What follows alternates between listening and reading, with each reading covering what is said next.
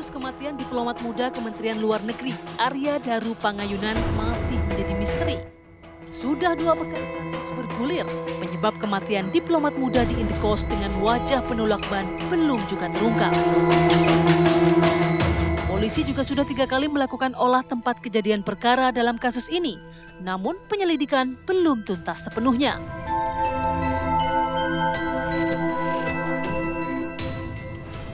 Kepingan kronologi kematian pria lulusan hubungan internasional UGM tahun 2025 ini terus ditelusuri untuk menguak hal janggal yang dialami almarhum. Kapolri meminta semua pihak menunggu hasil scientific crime investigation yang berjalan. Menunggu hasil dari pemeriksaan. Kita lakukan pemeriksaan oleh kedokteran forensik, kemudian juga laboratorium forensik, dan tentunya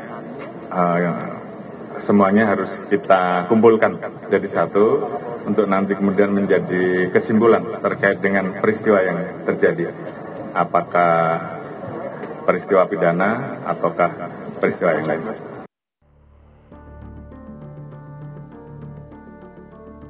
Istri almarhum sampai sekarang tak bersuara sedikit pun. Jelas, ini pilu mendalam bagi keluarga. Komunikasi sebanyak 3 kali dari istri tercinta lewat penjaga Indekos untuk mengetahui kondisi suami di tanggal 7 hingga 8 Juli tak terjawab, hingga kamar Indekos Arya Daru pun dibuka paksa. Kakak ipar Daru, Meta Bagas, menyerahkan sepenuhnya kepada polisi untuk mengungkap peristiwa yang terjadi. Kami sekeluarga menghargai proses yang sedang dilakukan oleh pihak yang berwajib dan segala sesuatunya. Nah, ya mari kita tunggu bersama-sama hasilnya seperti apa. Karena ya kami percaya bahwa apa yang dilakukan oleh yang berwajib itu kan pasti sudah mengikuti kaidah-kaidah yang ditetapkan. Arya Daru pun telah dimakamkan di kampung halamannya. Dan polisi masih bekerja melacak jejak digital di laptop, ponsel, hingga bukti forensik lainnya. Tapi kuncinya adalah otopsi dan patologi Arya Daru Pangayunan yang belum dirilis. Tim TV One mengabarkan. Ya, memang masih menjadi misteri setelah ditemukan 8 Juli 2025 di Indekosnya Arya Daru. Saat ini juga pihak kepolisian terus bekerja keras mengungkap motif dibalik. Meskipun durasinya sudah cukup panjang ya, 14 hari. Sudah lebih, dan juga ini sudah menjadi perbincangan publik. Jadi arahnya sudah ke kanan, sudah ke kiri gitu ya, Pi ya. Kita akan membahas mengenai hal ini dengan narasumber yang sudah hadir di studio. Pagi hari ini sudah ada Irjen Purnawirawan Arief Wicaksono, Ketua Harian Kompolnas. Assalamualaikum, selamat pagi Pak. Selamat pagi, terima kasih. Sehat Selamat pagi. Ya? Alhamdulillah. Kemudian juga Mas Reza Indragiri, psikolog forensik. Selamat pagi Mas Reza. Assalamualaikum. Assalamualaikum. Waalaikumsalam. Kemudian juga sudah bergabung bersama kami, sudah ada Komjen Purnawirawan Susno Duaji, mantan Kabareskrim. Selamat pagi, Assalamualaikum. Selamat pagi, Assalamualaikum Mas Susno. Selamat pagi Pak Wid. Sehat ya Pak Susno ya? Selamat pagi Pak Indragiri. Alhamdulillah. Baik. Izin saya mau ke Pak Arief dulu. Pak Arief, Kompolnas juga sudah mendatangi langsung TKP. Pak Arief datang TKP. Alhamdulillah datang. Datang langsung ya ke TKP, kemudian juga meminta sejumlah barang bukti di pihak kepolisian secara lebih detail begitu. Apa temuan terbaru dari Kompolnas? Ya, jadi ini kami datang ke TKP di Gondang Dia, kosan itu, di Menteng itu bersama dengan Pak Anam. Pak Anam sehari sebelumnya sudah mengunjungi keluarga almarhum di Jogja, dan ada beberapa hal yang memang perlu dikonfirmasi. Di antaranya pada waktu kemarin ke TKP itu kita membuat komunikasi langsung dengan penjaga kosan, Pak Siswanto kalau nggak salah. Ada di tempat ya? Ada di tempat.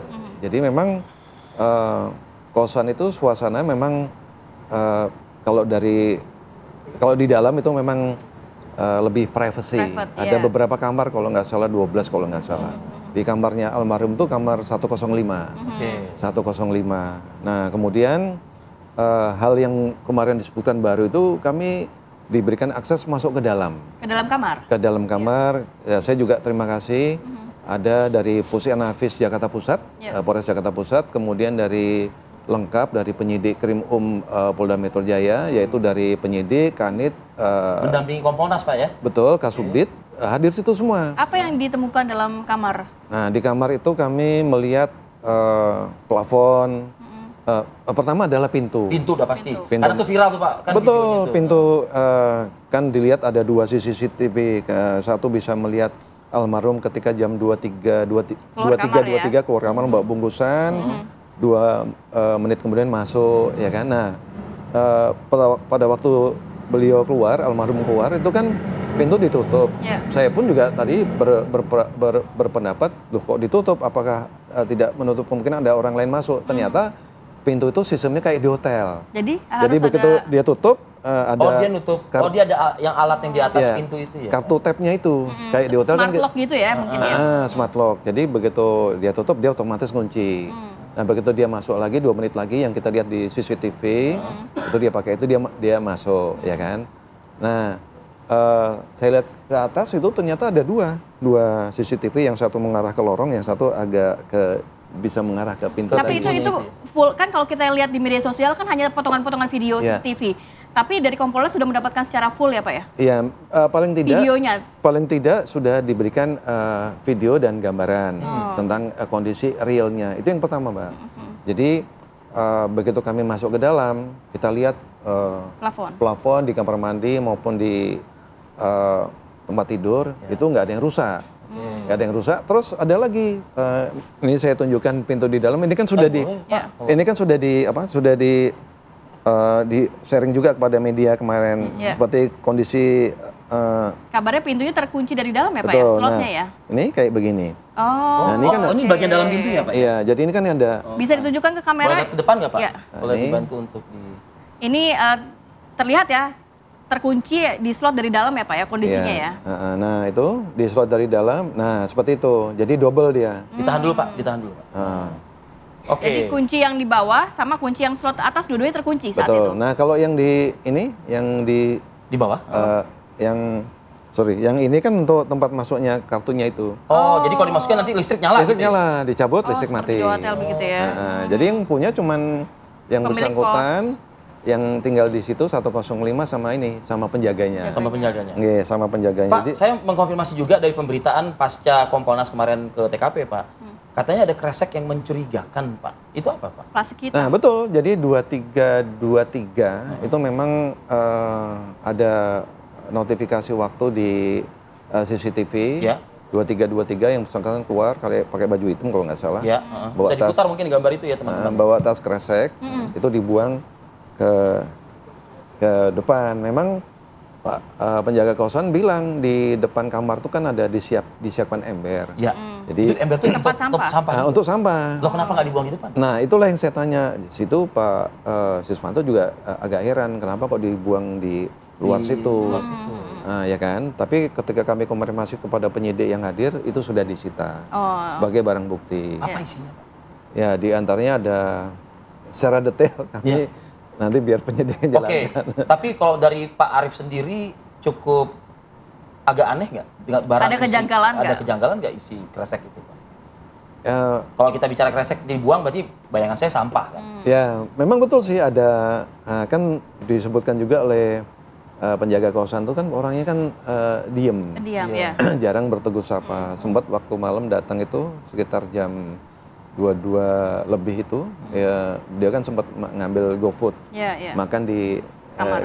bukan di kamar, di situ ada ruang untuk makan. Oh, oke. Sendiri ya waktu itu ya? Ya, nah terus saya lihat ada beberapa barang yang bekas-bekas sampah itu sama itu, yang bil kalau kita belanja di Struknya? stroke.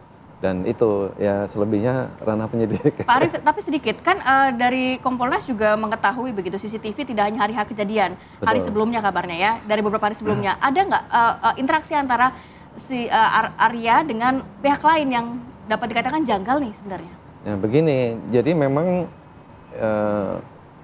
ini yang sudah dijelaskan oleh penyidik tadi, memang time to time sebelum sampai sesudah dengan kejadian itu memang sudah termonitor semua melalui teknologi digital. baik yang istilahnya MSISDN, Mobile Ya. Subscriber International, yang SDN-nya lupa saya. Ya, oke. Jadi itu handphonenya beliau.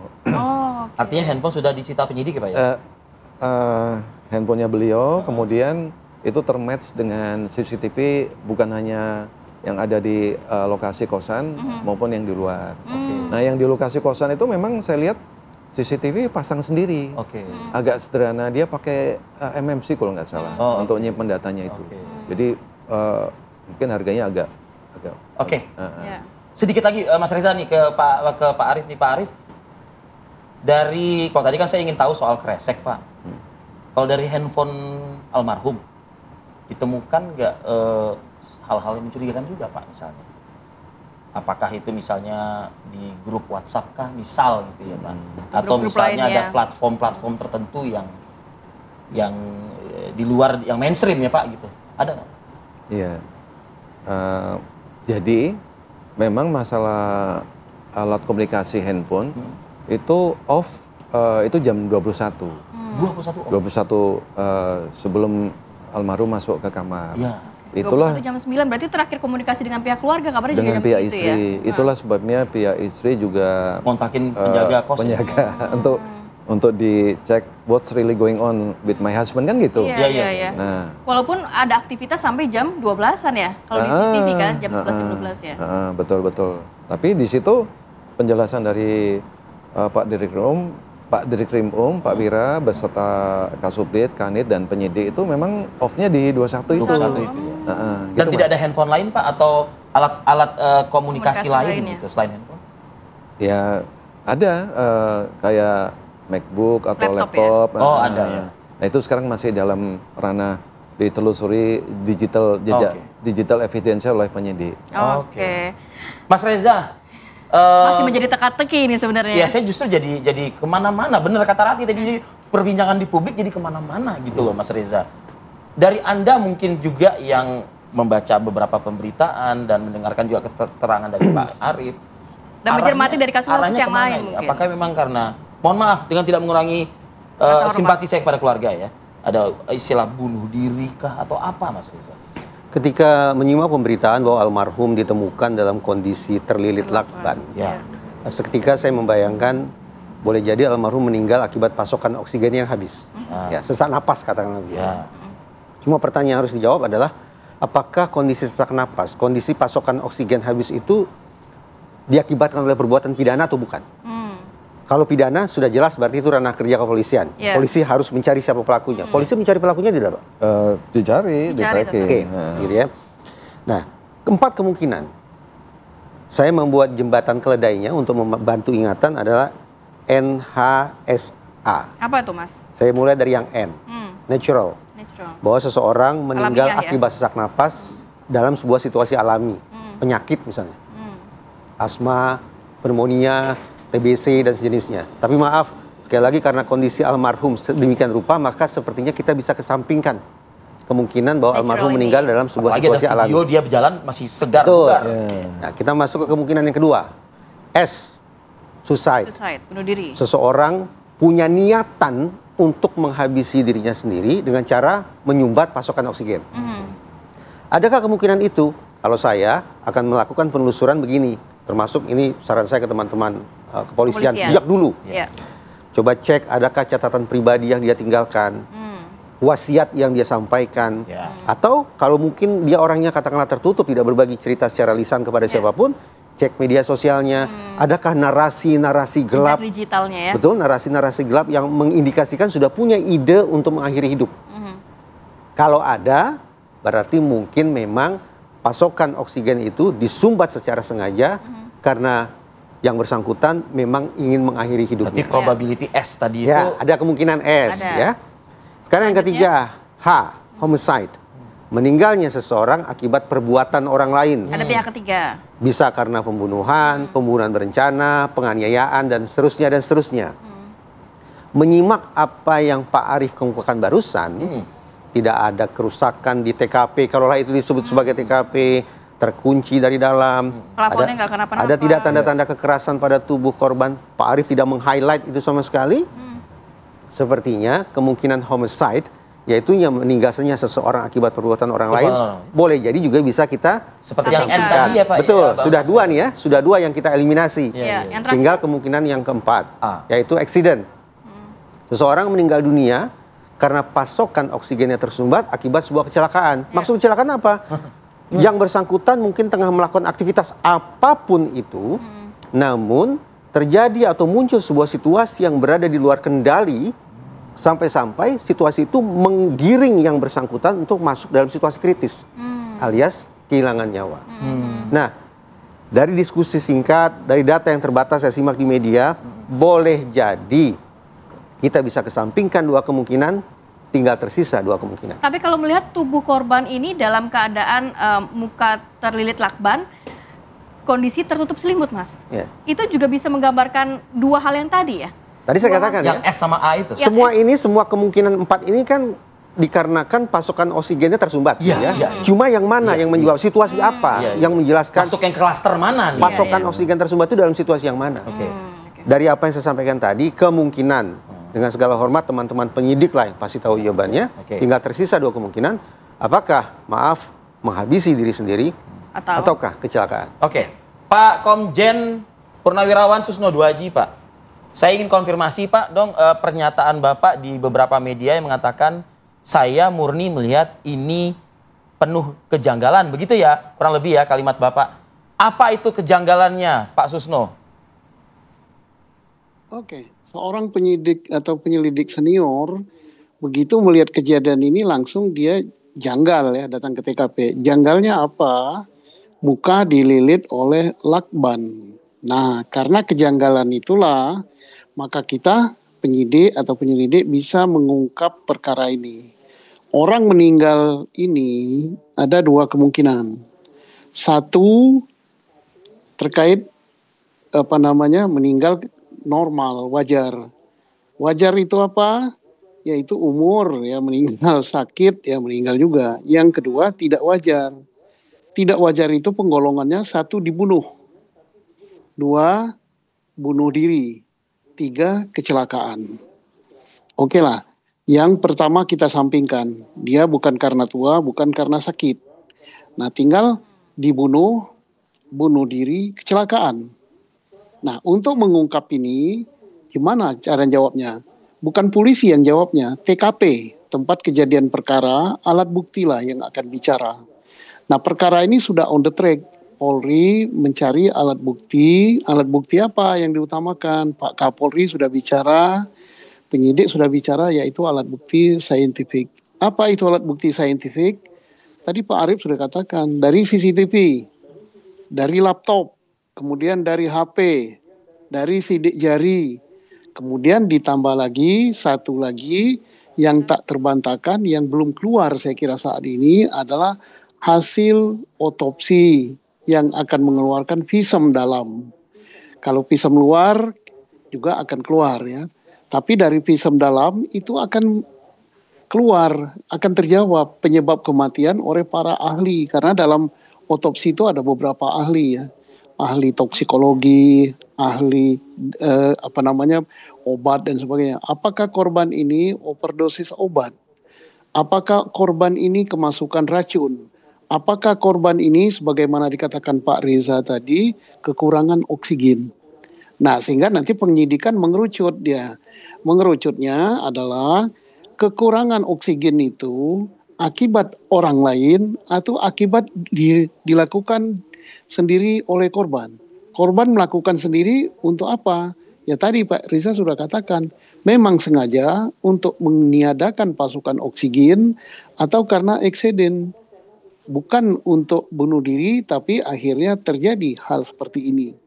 Nah, saya yakin kemampuan level Polda, apalagi Polda Metro, dengan tingkat penyidikan yang sudah diawasi oleh Kompolnas, ini terungkap. Mengapa? Kasus ini relatif mudah dibandingkan kasus yang ditemukan yang lain. Misalnya ada jenazah dalam karung tanpa kepala, tubuhnya terpotong-potong, itu harus mengidentifikasi korban dulu. Ini korban sudah jelas, alat bukti saintifik sudah gampang dicari.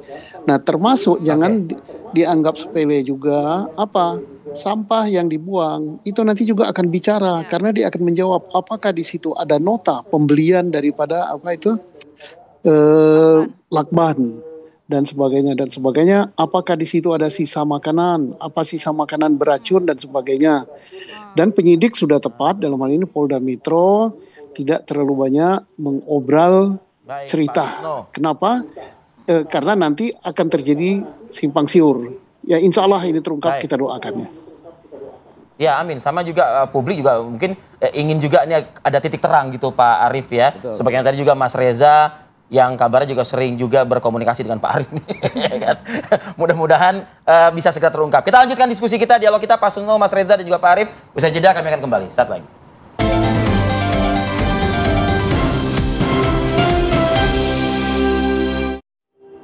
Terakhir.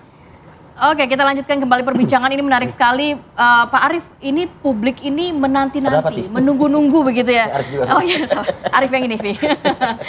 Kapan pihak kepolisian rencananya akan merilis? Dari 8 Juli sampai saat ini sudah cukup lama. Apakah menunggu hasil visum yang tadi diinformasikan oleh Pak Susno? Apakah memang sebenarnya sudah mengantongi nih motifnya, kenapa kematiannya dan lain sebagainya?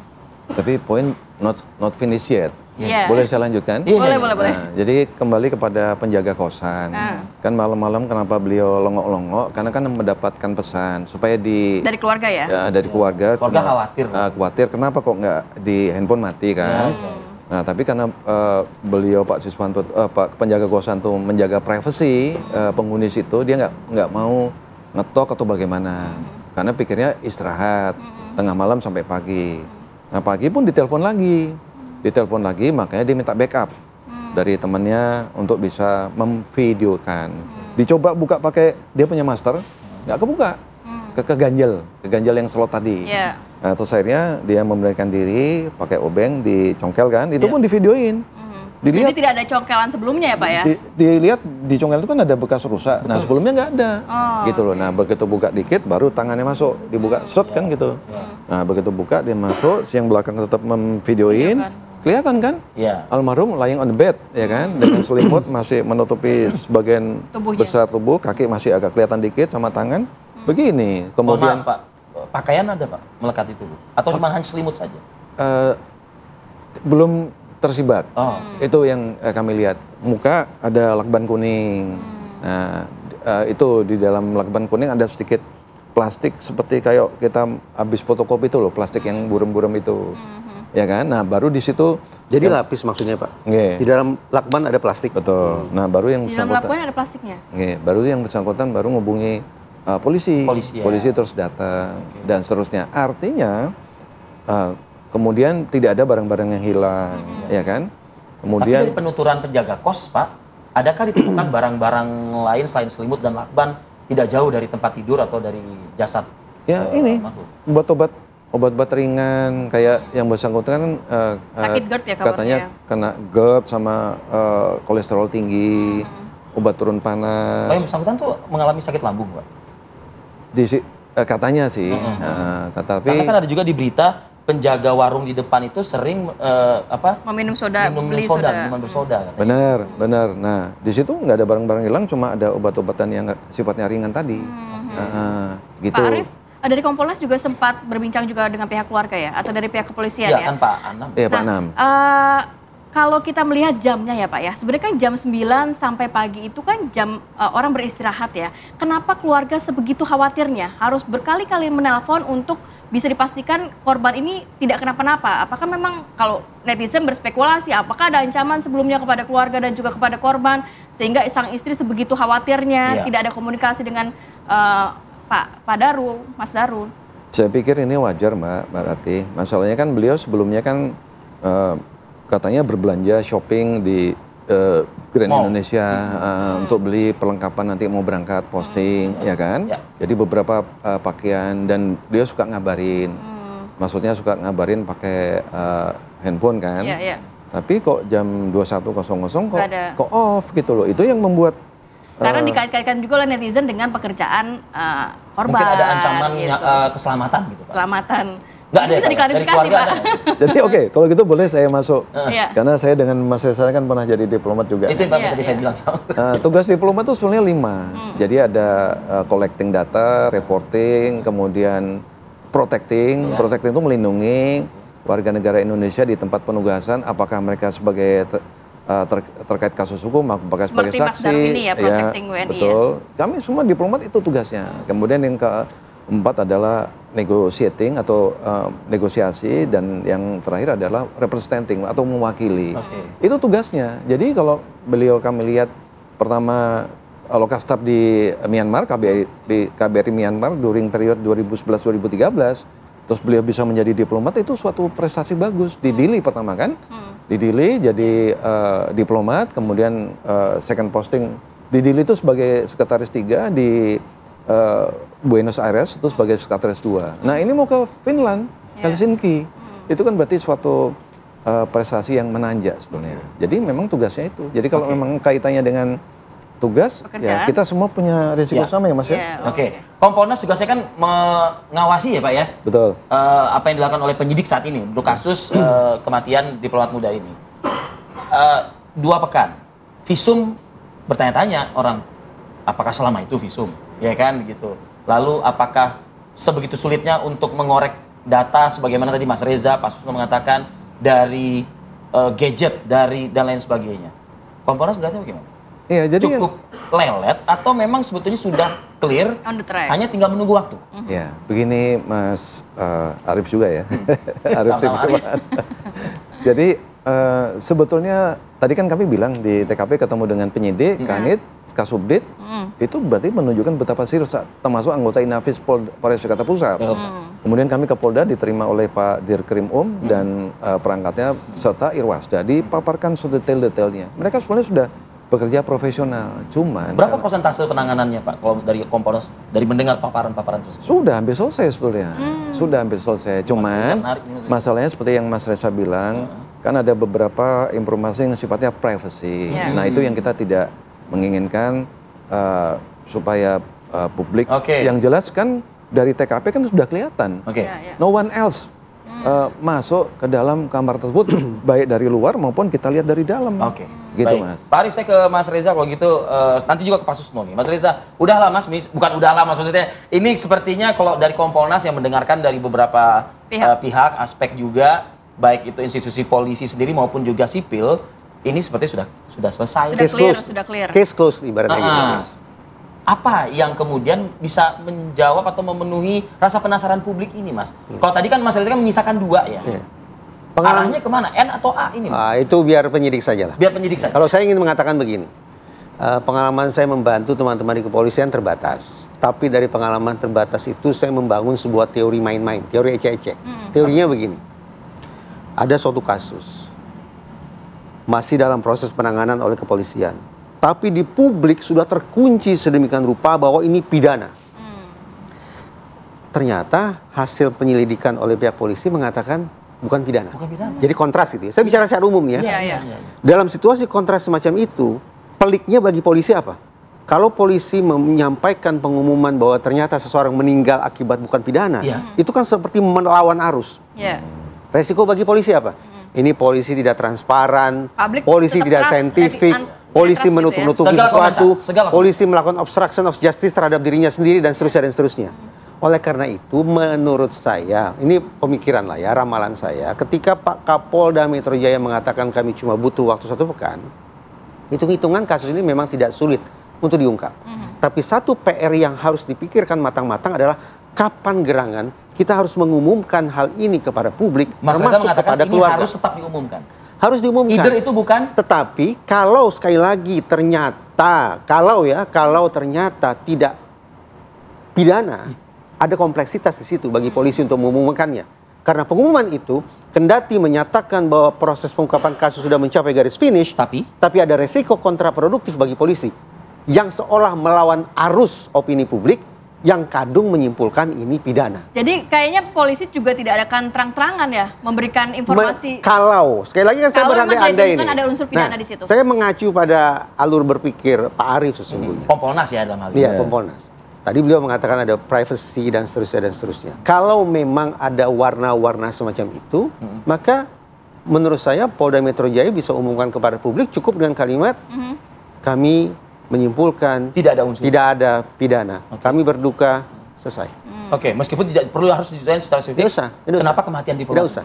Tidak usah. Tapi yang jelas pengumuman itu disampaikan ke publik untuk kembali memulihkan Pak rasa Susno aman bisa. masyarakat dan menenteramkan pihak keluarga. Pak Susno Termasuk Kemlu. masuk Kemlu juga?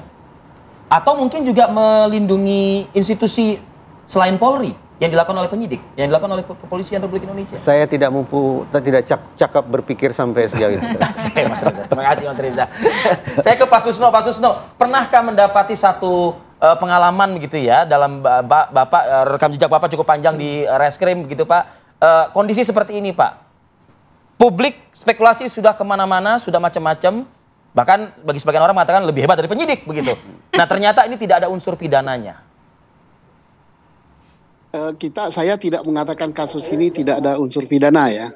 Tetapi mari kita cermati statement Pak Kapolda Metro Jaya, kemudian kita cermati statement penyidik, cermati juga pernyataan Pak Reza, cermati juga Kompolnas Pak Arief. Kompolnas. Saya yakin bahwa ini terungkap. Ya. Tinggal nanti kata yang bijak, kata yang tepat, karena publik jangan sampai mengatakan kok ini pembunuhan, ini kan sudah begitu kan, sudah dijudge seperti itu. Tapi kalimat yang tepat misalnya, wah, bukan kewenangan polisi, tidak ada tindak pidananya. Jadi, tapi bukan kasus ini ya, saya tidak mempunyai kasus ini tidak ada pidananya. Untuk kasus-kasus yang sulit, memang harus bijak mengumumkannya. Saya yakin ini terungkap atau sudah terungkap. Gitu. Insya Allah ya Pak Arief. Ya. Oke, kita tunggu aja. Pak Susno artinya begini, melibatkan salah satu institusi negara, dalam hal ini Kementerian Luar Negeri, juga itu menjadi kesulitankah oleh penyidik dan juga para pimpinan Polri, Pak? Tidak, institusi negara kan itu karyawannya, itu sudah biasa. Ya. Ya. Oke, jadi memang kita harus menunggu ya, bagaimana rilis dari dan juga pihak kepolisian tentang penyebab kematian dari Arya. Ya, terima kasih banyak, lagi. Pak Arief, Mas Reza, Pak Susno. Ya, apa itu Pak? Silakan. Silakan Pak Susno. Terungkap itu bukan berarti bahwa ini ada pelakunya gitu. Misalnya dikatakan bahwa ini bukan tidak benar, itu terungkap namanya. Oke, terima kasih. Iya. Terima kasih Pak Susno. Terima kasih Pak Susno, sehat selalu. Assalamualaikum. Statement Anda terakhir. Terima kasih. Jadi terungkap ini belum tentu ada pelakunya ya. Iya. Mas Reza juga pesan kan, tetap harus disampaikan kepada publik. Ya. Kan? Apapun hasil dari pihak kepolisian, diharapkan publik bisa menerima. Baik.